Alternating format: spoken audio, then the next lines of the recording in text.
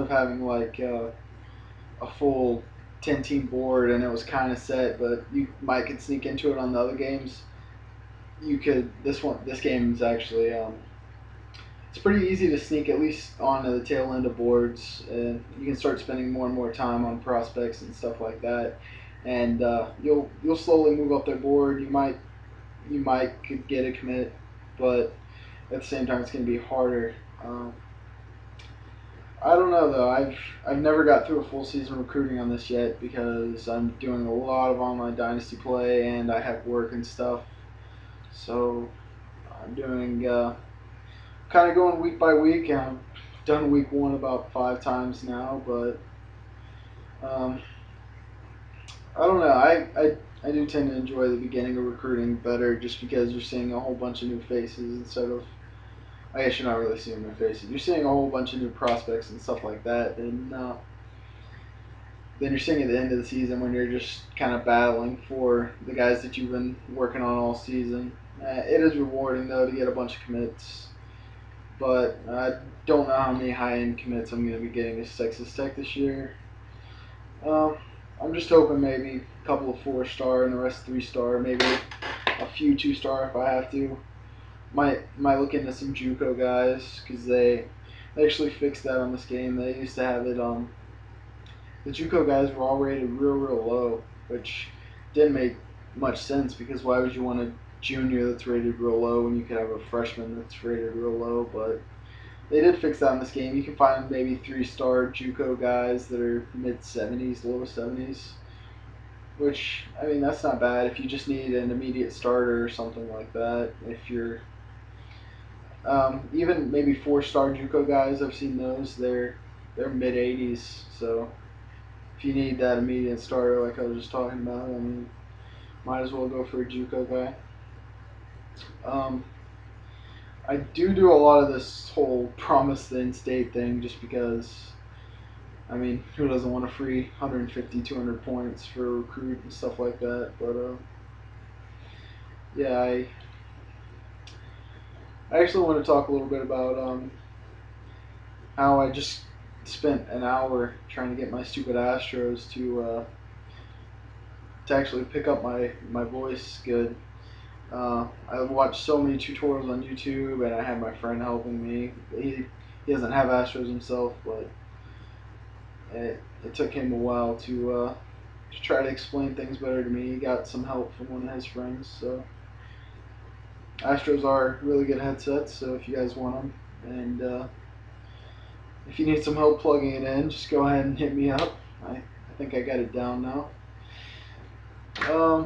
Don't know why I'm going after a 5'9", 183 receiver. Probably shouldn't have just spent 20 minutes on him, but it's okay, whatever. I'll fix that later maybe. Just to give another little heads up of what I'm going to be looking for next week in my recruiting. A lot of these guys that I'm like really low on their board that I just like added in the preseason, I'm going to be looking maybe to move up, especially these top 5 guys. If I'm not in their top 5, I'm probably not going to spend any more time on them unless I'm their only scholarship offer. At the same time, I don't want to like go for lower recruits, but you don't want to spend your season trying to get a guy and then you lose out at the last second and you spent all that time on him for no reason.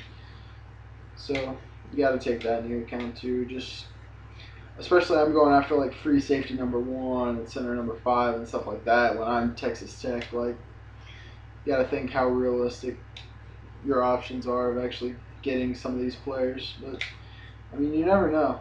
Right here I got a gem. If you look at the top, well, right now it just has the 2 green arrows kind of, or actually it's way more than 2, but it's just got the green arrows pointing up.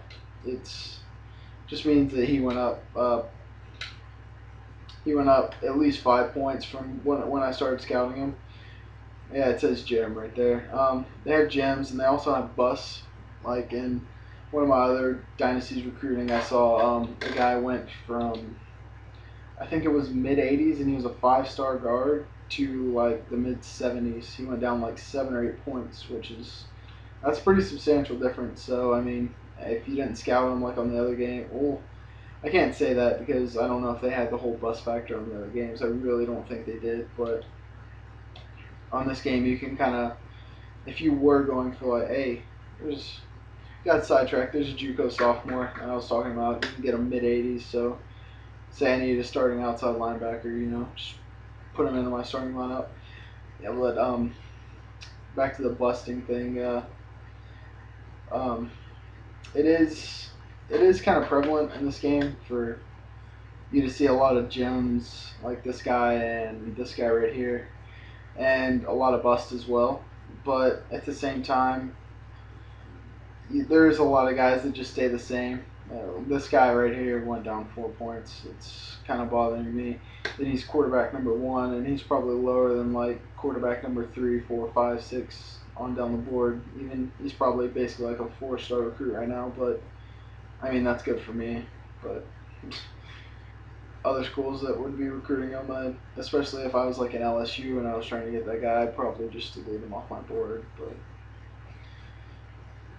not trying to be a shallow recruiter or anything like that, but sometimes you just got to do what you got to do. I'm still debating on how to use my scouting here. I'll probably just go for the upper recruits just to see what I'm working with.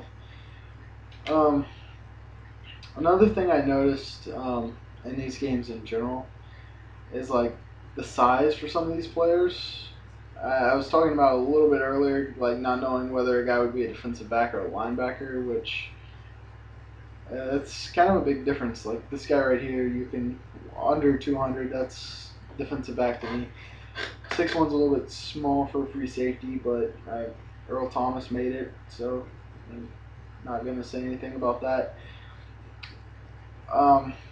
Yeah, that 5'9" right there kind of bothers me, but sometimes I'll see like wide receivers that are like 6'8". Sometimes I'll see like offensive linemen that are like 6'8" too. I was making sure something. Okay, I'm probably just gonna finish up my scouting real quick. I need to go and actually fix my recruiting board numbers here. But I'll probably just do that next week because I'm a little bit lazy right now. So I'll just finish out my scouting real quick.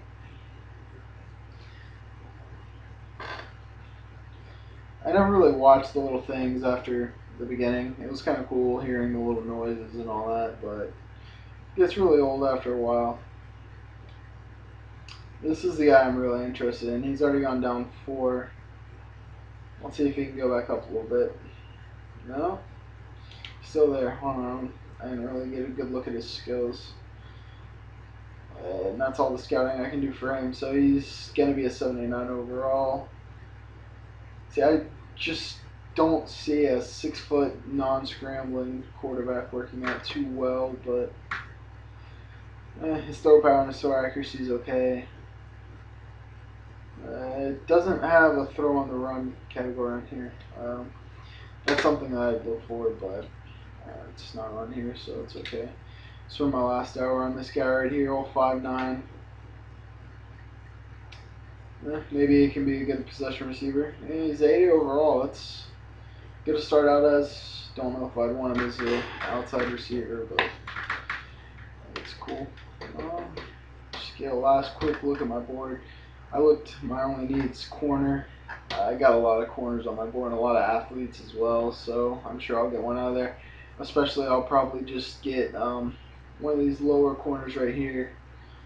I'll just probably go after one of those really hard just to make sure that I do get that one corner position filled.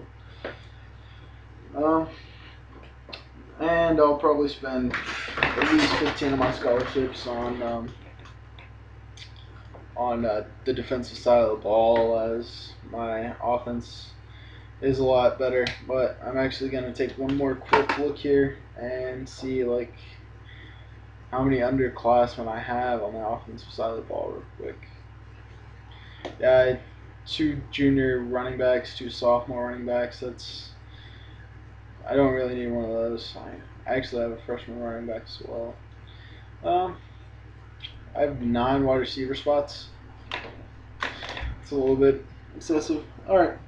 Well, I guess this ends my week 1 recruiting. I'm gonna play my game, fix my board up, and I'll be back for week 2. And I'll actually be back first for my game. So, all right, this should end week 1.